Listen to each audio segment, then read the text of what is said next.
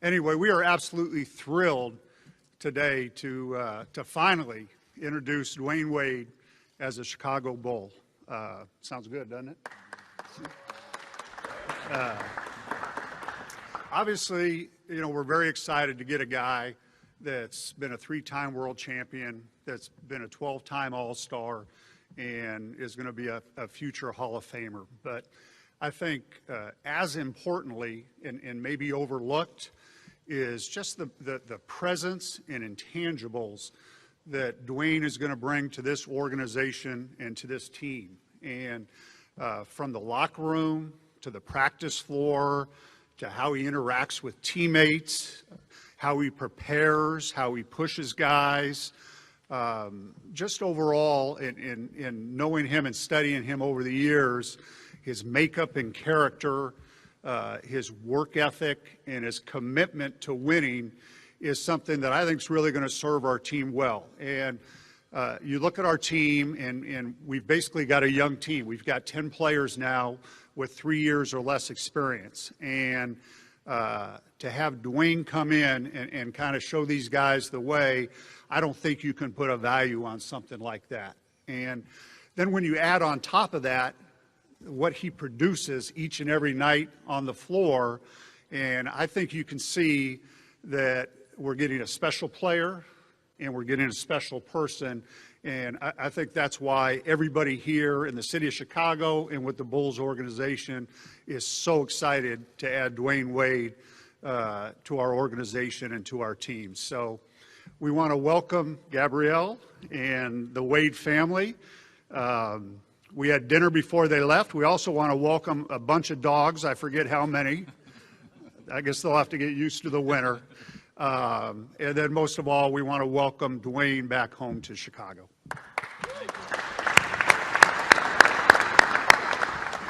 Thank you for that, Gar. Make me feel good about myself. Hello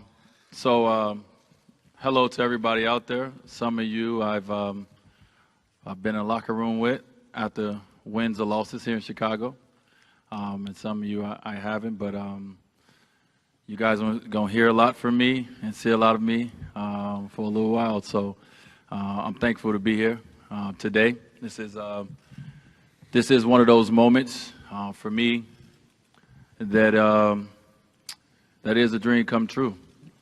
You know, simply that. I'm a Chicago guy, Chicago kid. I grew up here. Got opportunity. I remember sitting on the floor when I could sit Indian style and watch the Chicago Bulls win their first championship. I was 9 years old, and I remember looking at the TV. We had this little bitty TV. I remember looking at it. It's about big as iPhones is now. I remember looking at it and saying, "That's what I want to do. That's what I want to be. I want to be a champion, and that's who I want to do it with." You know, as a kid. And so my dream of becoming an NBA player started here in my hometown. So I know took a long time to get here, but I am here, and I'm excited to be here. I can't tell you guys in words what this moment means for me, what this organization, since the day that I said I'm coming, the support that they have shown, the excitement that the city has shown me. I can't tell you guys what that means to me. So I'm just thankful. I appreciate it.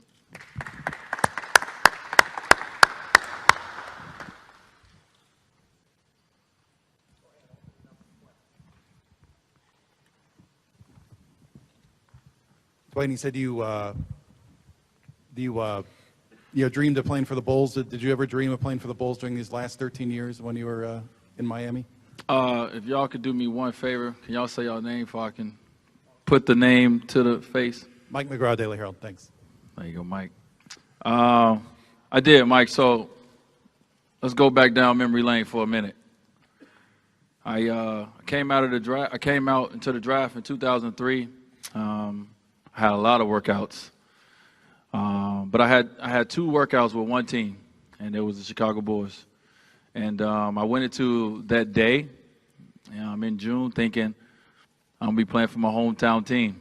So I felt. They didn't tell me, but I felt I was gonna get drafted by my hometown team. You would have if you were there. And I had no idea that what Miami had up their sleeve. I was sitting there looking at the draft like everybody else, and I was shocked when my agent Henry Thomas came over and told me that he was drafting me 5, because I thought for sure I was coming here at 7. And then 2010, the first time I was a free agent, I had an opportunity to decide what teams I wanted to interview, to see where I wanted to play. I was 28 years old. I was in the prime of my career. I was one of the best players in the NBA. And my first meeting was here back home. And I met with a few teams. Once again, I met with the Chicago Bulls twice. It's a notion out there, and I'm glad you asked that question to start this off. It's a notion out there that for somehow, some way that I used the Bulls for some sort of leverage. I don't know how a 28-year-old in his prime that can be maxed out anywhere can use the team for leverage. I really, and we talked about this at dinner. It's a place I really wanted to be. It's a place my heart really pulled me towards. But also I had an opportunity of a lifetime, to play with 2 great players in LeBron and Chris. And as hard as Chicago tried, they couldn't get all 3 of us together. And Miami was that place for all of us to go to. So it was times during these last 13 years that I envisioned myself being here. They gave me a Bulls jersey at the meeting in 2010. I went home, put it on, took a picture, erased the picture. That was before I knew that iCloud can recover pictures.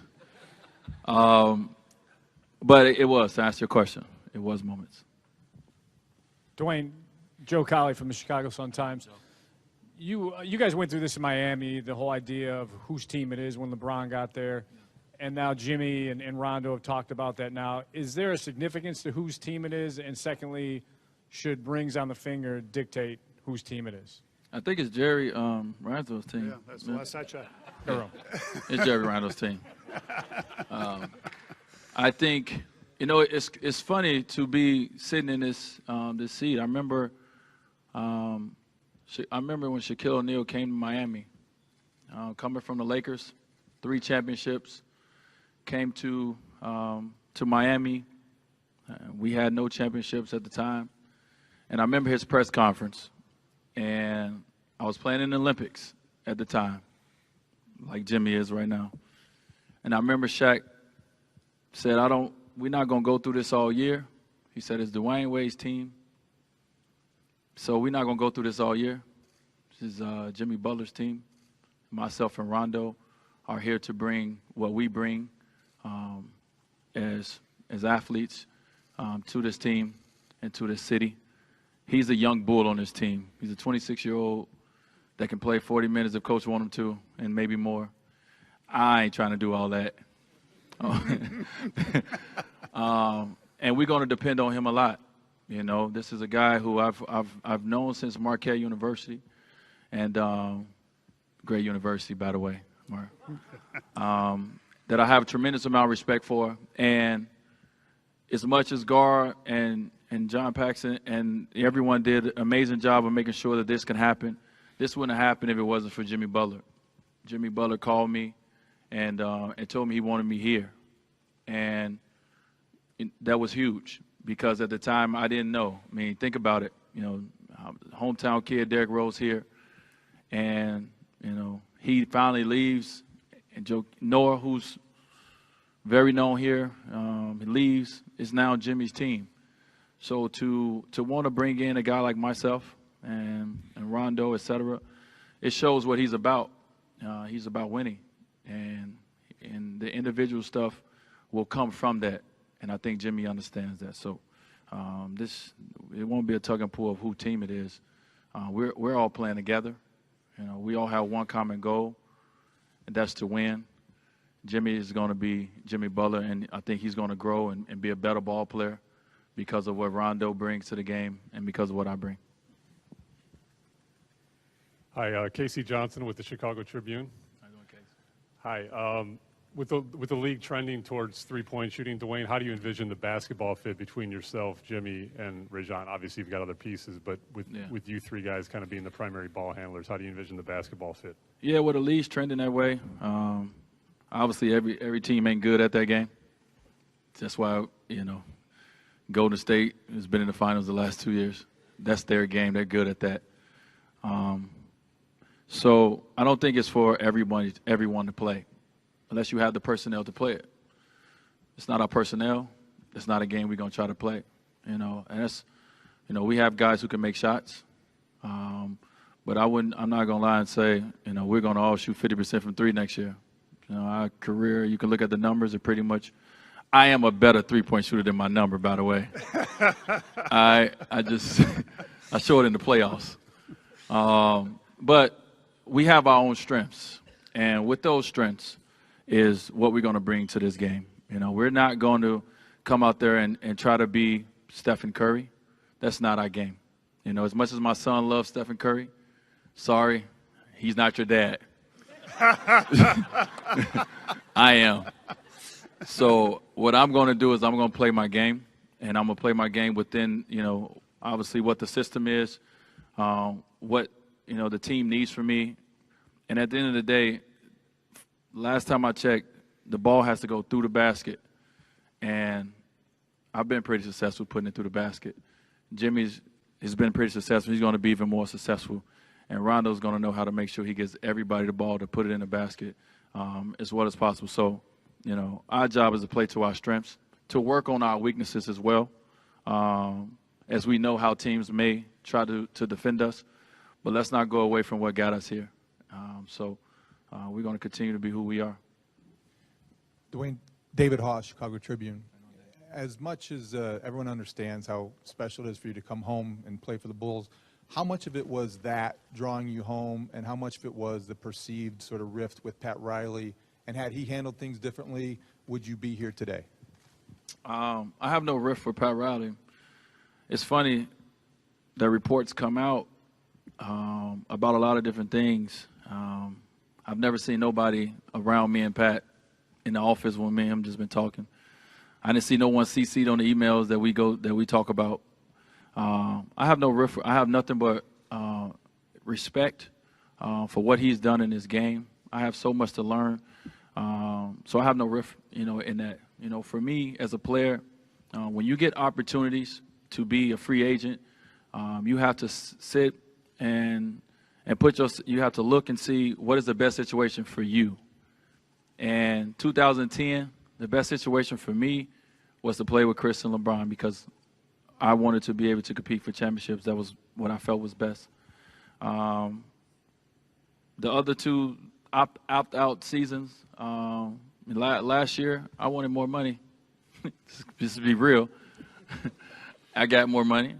This year, the direction and the focus for that organization in Miami, which I have nothing but respect for and love for, was a little different than it has been in years past. And with that being said, my direction and my focus was a little different than it's been in years past. And I communicated with them, that, hey, I've only done this once, but I'm going to be a free agent. I'm going to go out and I'm going to see, what the market is saying about me. And like I said, this opportunity with Chicago, when I first, said I was going to be a free agent, it wasn't nothing that we all knew was going to happen. But it was things that happened along the way that made this even realer and realer. And at the end of the day, I made the decision. I had a contract offer in Miami that I could have took. I decided not to take it. It was my decision to be selfish and to live out a dream of mine. I've brought a lot of excitement to Miami, and it's a home to me. It will always be. I want to bring a little bit here to Chicago. Well, I have a little bit left. And I still have a little bit left, by the way. I've listened to all you guys talk over the last couple of weeks, so I know what y'all been saying. But, you know, I wanted to come here and be a part of building this organization back up to, you know, where this organization should go and should be. And this is the first step in that direction. So, you know, let's clear up the notion that Pat Riley orchestrated me getting out of Miami because he didn't offer me the money I wanted. This was not a money deal for me. If it was a money deal, I wouldn't be sitting here. I would have took the most money that was offered for me. At the end of the day, this is a place that I wanted to be. You know, Miami and Chicago has always been, you know, the two cities that I've called home. I was in Milwaukee for a brief second. And I got an opportunity, like I said, to be selfish. And I took it. And my family coming along with me along the way. So this was a decision solely for me, and it has nothing to do with Pat Riley. It has nothing to do with Mickey Harrison, Nick Harrison, and the family. They wanted me back in Miami. I considered it. But at the end of the day, I went where I wanted to be. I went where my heart was telling me to go, and it was back home. Dwyane, Cheryl Ray Stout with WBEZ Radio here in Chicago. You're coming to a team besides Jimmy Butler with a lot of young players on this roster, and you have a young coach that you're dealing with too. How do you work your role as a mentor besides winning games on the court? Yeah, that's a great question. That's very important. I feel that with the knowledge that you gain over the years of playing this game, I feel it's our duty as veteran players to give that knowledge back to the next generation. So this game continue to be as amazing and as great as it is. So I already do that. I do that with not only my teammates, I do that with other guys around the league. You know, I work out with guys if they want to work out with me. You know, I talk to guys throughout the year, you know, via text message, et cetera. So these young guys on this team, I'm going to give them the knowledge that I've learned. And they can take it for what it's worth, but I'm going to give it to them no matter what, because at the end of the day, I'm a leader, and that's all I know how to do. I've been around some amazing leaders in my life, and I've grown into being one because of, you know, playing with guys like Shaquille O'Neal when I was young. He really helped show me the way as how a leader comes in and gives all his guys confidence. So I can't wait. You know, I've already had some conversations with Doug. I know me and him got a little negotiation to talk about for the number that he gave up. So we'll figure that out. And I've already talked to Bobby. So I've already, you know, started talking to some of the young guys, and I can't wait to get an opportunity to be around them more and give them whatever knowledge that I've learned from this game. Dwyane, Vince Goodwill, Comcast Sports. What's up, Vince? What's up? How much of today brings you mixed emotions? I know you're excited about being back home, but you left a place that you were invested for a very long time. So how do you balance the emotions of today with leaving what you had behind? Yeah, man. Tough decision. You know, y'all could have been in that room when I had to make it. It wasn't. I'm not saying it was an easy decision. Not because I'm not excited to be here, and not because I've always thought that this would be a great place for me to be. But I was in Miami for 13 years. You know, I grew up as a young man to now, you know, a 34-year-old man. And I had amazing success, you know, 3 championships, 12 All-Stars appearances, et cetera, et cetera, et cetera. So I have a lot of history there. I just built a house. Sorry, baby. Just built a house there, you know. Kids going to high school, older 2 boys going to high school. So there's a lot of things that made the decision not easy to make from the standpoint of what I've built and what I have going on with my family. So it's this nervous, exciting energy that I have, you know, and that I had and I was in that room. But at that moment, like I said, my decision was, I didn't make it solely. I talked with the family, but selfishly, this is what I wanted to do at the end of the day. And I can't stress it enough. I wouldn't be here if I didn't want to be here. And, you know, not saying that it's gonna take me a while to, everything is new. I feel like a rookie all over again, you know, because everything in the organization is different than what I'm used to. And not in a bad way. It's just different. So I'm trying to, trying to get my feet up under me. But I will. I'm excited as heck to play with, my new teammates. I'm excited to see the growth from what they're going to get from playing with me, and I'm excited to see what I'm going to get from playing with them. I mean, Rajon Rondo is somebody I competed against so much in Boston, and we had so many battles that has been very much documented and talked about. But we was competing for championships. I want to play with a guy like that. I want to play with a guy that averaged 12 assists a game. I want to play with a guy that didn't want to give his teammates the ball. So I'm excited to play with this group. I'm excited to put on that Bulls uniform. But that takes away nothing, from what I did and my respect level for, the Miami community. That city, it's a part of me. Always been a part of me, just like Chicago has always been a part of me. But I'm now entering a new chapter, and I'm ready to now dive into this chapter and focus on this chapter. And when it's all said and done, I'll put the books together. Dwyane, in the back here to your left. Nick Friedel from What's ESPN. up, Nick? How you doing, man? Good. I realize a lot can happen year to year in the NBA, but you're going to be 30.